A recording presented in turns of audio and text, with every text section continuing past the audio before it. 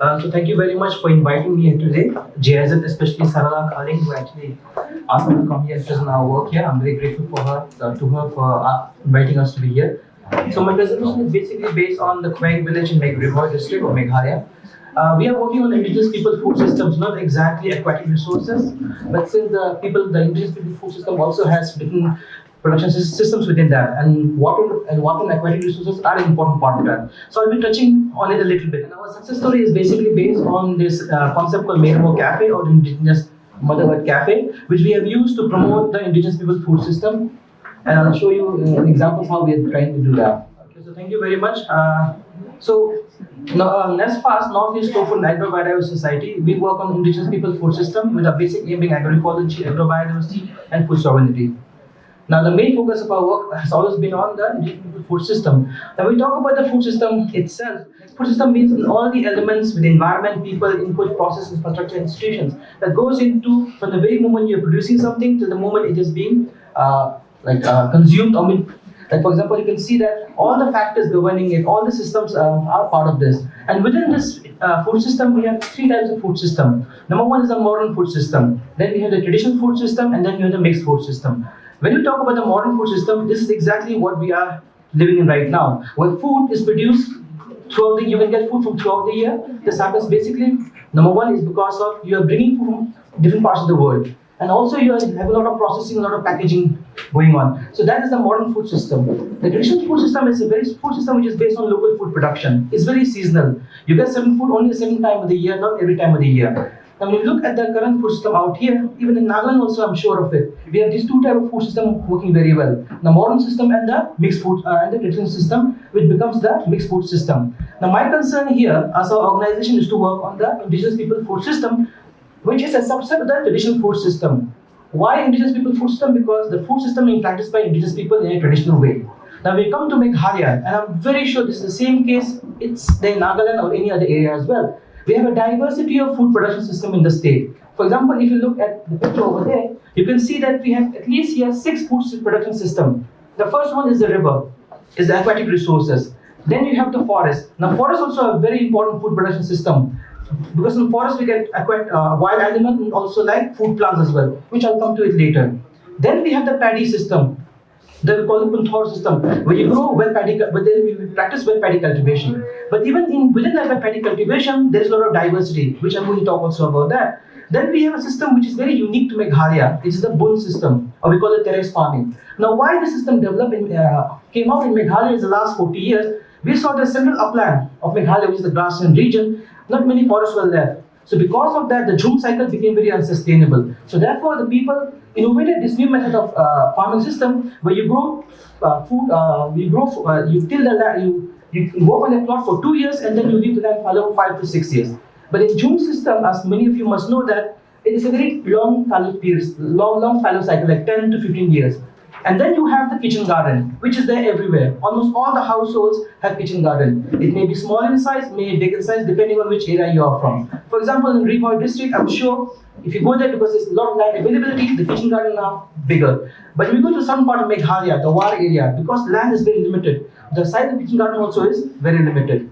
And then so these are the 6 different food production systems that are found in Meghalaya. And what we did was that 2018, we did an agrobiodiversity mapping. Now this was basically focused only on food plants, not on animals.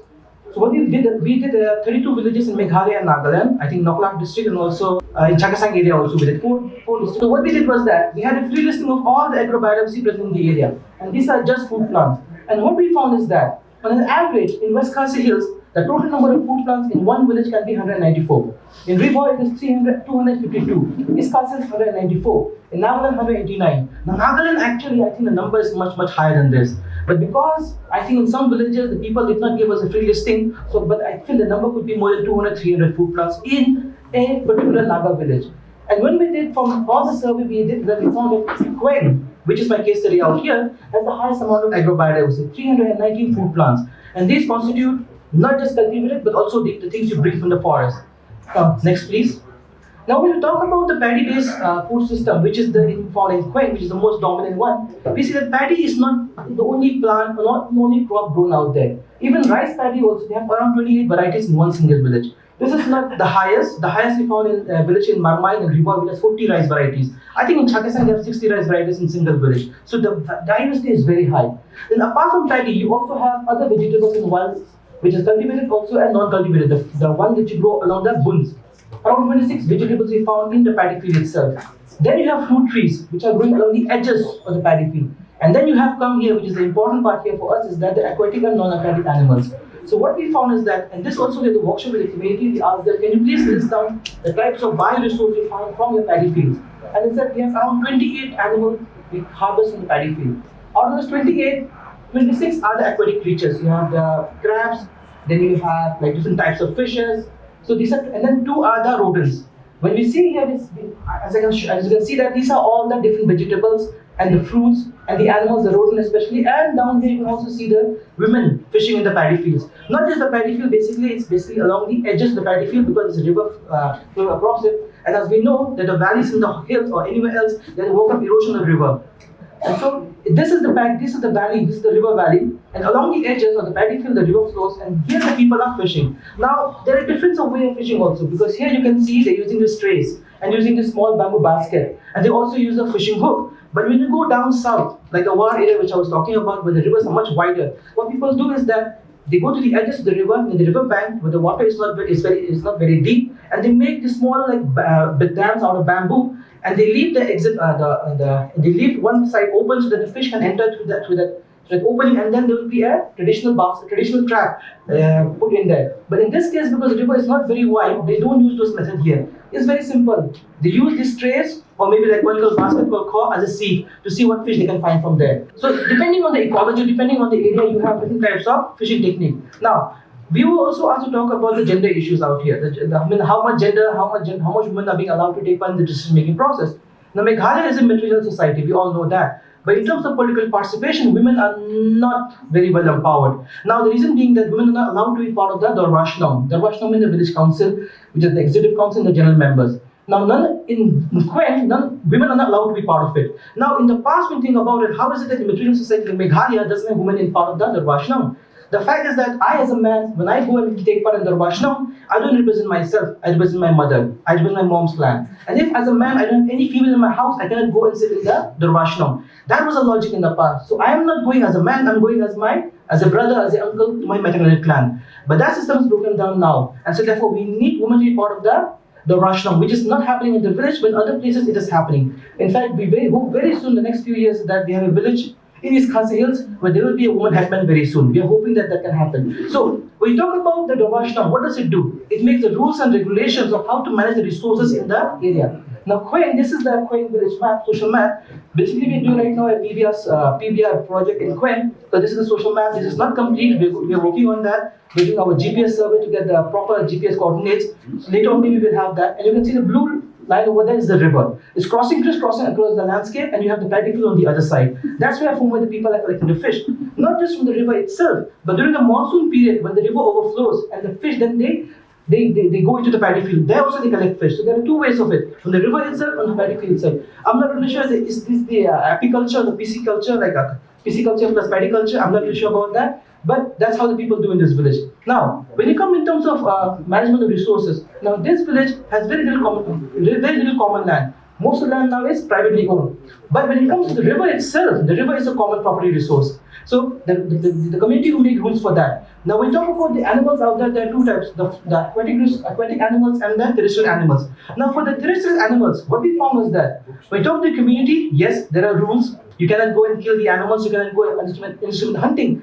But when we talk to people on the ground, they said there are no rules like that. You can go and hunt any animal you want. In fact, the headman we talked to, in fact, he was a very proficient hunter in the time when he was younger. But now that he is the headman, he's a policeman, so he's not hunting any more animals.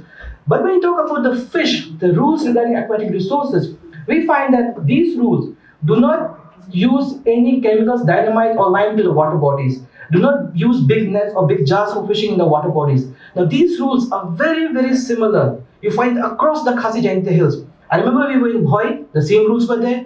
We went in the central part of Meghalaya, the Khindriam area, the same rules were there. We go to the War area, the same rules were there. So because the reason being that, if you look into the history of the Khasis, there was a book by P.R. Gordon on the Khasis, ethnographic book, I think those who are anthropologists will know about that. In there you read meat, we think we are meat eaters. Of course, we are meat eaters, but more important than meat from us in the past was fish. Fish was very, very important. In fact, we do also have, in terms of the origin of certain clans, certain kings, like in the Jaintia, you read the Jaintia Buranji, you'll find that in the Jaintia Buranji is a folk tale of how the kingdom of Jaintia actually came from a woman who was a fish. So it's like so you see, this fish is very important for us. Now these rules are there in all the villages. Now the antecedent for that also is that in 1954, when we don't have Meghalaya at the time, we have the Khasi Jaintia District Council. There was a law brought by the District Council, United Khasi Jaintia District Council, against prohibition of using of all these chemicals and all those like very harmful practices for fishing. So we know that fish is very important for our community, and we have rules for that. Do the people follow it? I am sad to say, not all the time, but because I asked the headman also, have you prosecuted anyone who was caught using poison or using all those other methods? And no, we haven't caught anyone. I said, why did you do that? Because you know what, we have to live together. We are living together in a community, we cannot actually punish somebody.